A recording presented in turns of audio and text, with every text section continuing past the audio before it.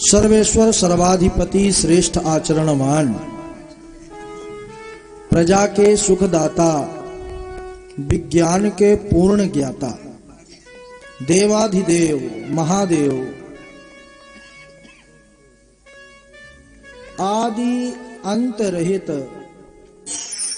पंच तत्वोत्पादक, जगत नियंता, मंगल करता श्री सदाशिव भगवान के पावन चरणारविंदों पर कोटशः नमन, नतमस्तक वंदन एवं अभिनंदन।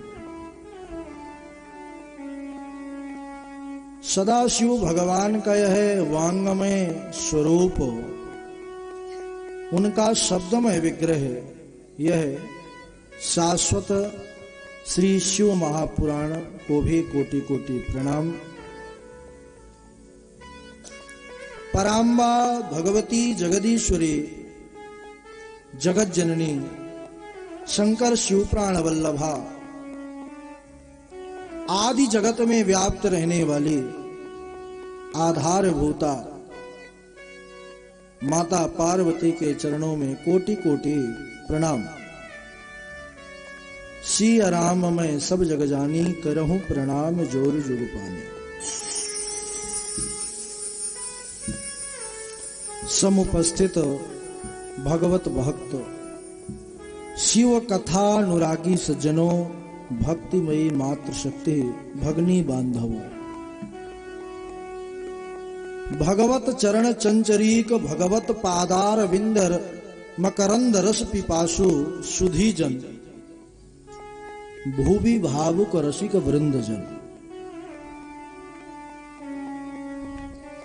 हम सबका यह परम सौभाग्य ही है कि इस बिहार की पावन धरा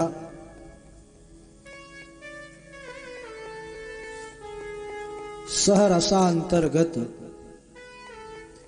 पुरुषोत्तमपुर का यह पवित्र प्रांगण और काशेश्वर महादेव की सानिध्यता, और उसमें भी यह शिव कथा मंदाकिनी पर गोता लगाने का पावन सु अवसर हम सबको मिल रहा है। शिव कथा श्रवण या भगवत कथा श्रवण तभी सुलभ होता है जीव को जब भगवान की उस पर विशेष कृपा होती है। सज्जनों ध्यान दीजिएगा, कई बार हमारे मन में ऐसे आयोजन का विचार आता है, लेकिन विचार केवल विचारों तक ही सीमित रह जाता है, साकार होकर के हम सबके सामने प्रकट नहीं होता। वह तो जब महादेव की विशेष कृपा हो जाती है, उस परमात्मा की विशेष कृपा उस जीव पर हो जाती है, तब वह केवल विचार तक ही सीमित नहीं रहता, वह साकार होकर के और इस यज्ञ के रूप में उसका प्रारूप तैयार हो जाता है और ऐसे पावन कथा का शुभारंभ हो जाता है। तो हम सब वही सौभाग्य को प्राप्त कर रहे हैं कि पावन शिव महापुराण का आयोजन इस काशेश्वर महादेव मंदिर के प्रांगण पर बैठ करके उनके समीप उनकी ही कथा को सुन रहे हैं। कथा तो सब जगह हो सकती है, कथा सभी कालों में हो सकती है, कथा सबके लिए हो सकती है, लेकिन सज्जनों याद रखिएगा अभी महिमा आएगी। लेकिन जब वह कथा शिव मंदिर या कोई सिद्ध क्षेत्र स्थान या तीर्थ पर होती है तो वह कथा महाराज फिर दिव्य हो जाती है। कहते हैं कि ऐसा सौभाग्य जो है सबको मिलता नहीं है, ऐसे काशेश्वर महादेव सबको प्राप्त नहीं होते। निश्चित रूप से हम सब बड़भागी हैं।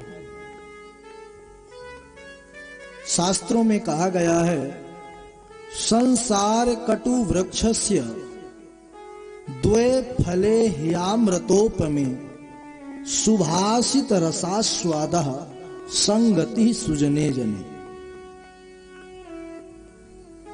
महापुरुष कहते हैं संसार क्या है? कहते हैं संसार कुछ नहीं है, असारे संसारे। यह एक कड़ुआ वृक्ष है। संसार कटु वृक्षस्य। अच्छा, तो महाराज संसार में रहना है तो किस प्रकार रहना है, यह तो बतला दीजिए। तो महापुरुष उसका समाधान करते हुए कहते हैं कि द्वे फले ह्यामृतोपमे। है तो कड़ुआ वृक्ष, बाकी सब विष का ही फल लगा हुआ है, लेकिन दो बहुत सुंदर फल हैं जो बड़े मधुर हैं और सेवन करने योग्य हैं। तो मनुष्यों को चाहिए कि कड़ुए वृक्ष से वही दो मधुर फलों को तोड़ करके और उसका पान करके प्रसन्न रहे, क्योंकि जो जहर को खाएगा क्या वो बचेगा? हाँ, वो तो काशेश्वर महादेव ही बच जाते हैं, बाकी जीव के बस की बात नहीं है महाराज। तो मधुर फल क्या है? तो आगे कहते हैं सुभाषित रसास्वादः। पहला तो सुंदर पुराणों का पढ़ना सुनना, कथाओं का सुनना, सत्संग में जाना, और दूसरा है संगति ही सुजने जने। जो हमारा संग हो वह अच्छे लोगों से हो। याद रखिएगा, संग का बड़ा महत्व है जीवन में। अगर हमारा संग अच्छे लोगों से हो गया है तो समझ लीजिए कि जीवन सहजता के साथ बड़ा आनंदमय जो है, जिसमें प्रभु की प्रसन्नता रहे, ऐसा जीवन हम जी सकते हैं। लेकिन वही संग अगर विपरीत हुआ, संग के पहले कू लग गया, क्योंकि बुरे लोगों के पहले वह कू लग जाता है, संग उनका भी कहलाता है, उसको कहते हैं कुसंग। और वह कुसंग ऐसा होता है कि जीव इतनी कष्ट को, इतनी पीड़ा को सह करके इस तन पर आया है मनुष्य के, और फिर वही गर्त में चला जाता है। कीड़ा, कुकर, सूकर यही बनना पड़ता है। तो कथा हमको सावधान करती है सज्जनों, कथा हमको बतलाती है, सचेत करती है। महापुरुषों ने ऐसा प्रारूप इसलिए तैयार किया है कि हम क्या थे और क्या हो गए हैं।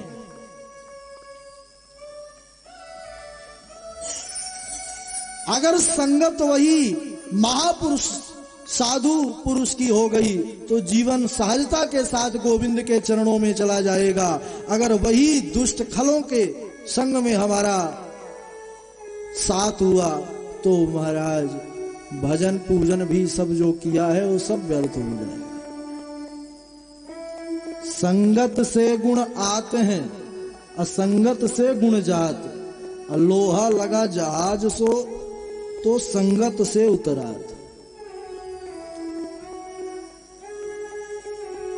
एक छोटा सा कील लेकर के जल में डाल दीजिए, तुरंत डूब जाएगा। लेकिन वह जब नौका के संग में बड़ी बड़ी कीलें आती हैं, ठोका जाता है, उसका नौका का स्वभाव है कि मैं जल के ऊपर रहूंगी, तो उस नौका के संग के प्रभाव से कील छोटी की बात करिए, बड़े बड़े कीले ठोके जाते हैं जहाजों में, वह भी उसके संग से उतराते रहते हैं। उसी प्रकार अगर जीवन है हमारा, असंगति बिगड़ गई तो हमारा जो भजन पूजन है सब व्यर्थ हो गया, और फिर वही महाराज डूब जाएंगे। तो जीवन में संग का बहुत बड़ा महत्व है, और कथा बतलाती है कि संगति हमारी बहुत अच्छी हो।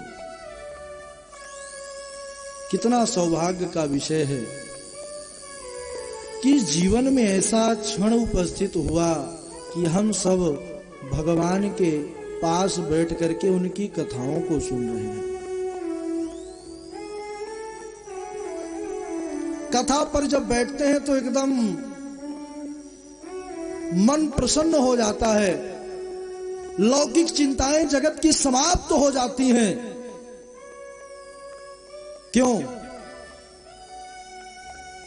हम 2 घंटे के लिए 3 घंटे के लिए बैठते हैं, कथा सुन लिए, उस समय ना तो घर का क्लेश ना अन्य काम धंधों का टेंशन, सबसे मुक्त होकर के और प्रभु के कथा में खो जाते हैं। और जब कथा का मनन चिंतन नहीं करते तो फिर वही महाराज मैं और मोर तोर तय माया, उसी में पुनः व्यस्त हो जाते हैं। इसलिए साधु पुरुष की एक स्थिति क्यों रहती है? जो हमारे महापुरुष, हमारे योगी लोग हैं, महात्मा लोग हैं, जैसे हमारी यह स्थिति कथा में बैठ कर के होती है, ऐसी मनस्थिति उनकी 24 घंटे होती है। यह मनस्थिति ऐसे नहीं आएगी कि कह देने से आ जाएगी, उसके लिए सतत अभ्यास की आवश्यकता होती है। जीवन को संयमित बनाइए। हमारा व्यवहार कैसा होना चाहिए, हमारा विचार कैसा होना चाहिए, हमारा आहार कैसा होना चाहिए, यह सब पर ध्यान देने की आवश्यकता है।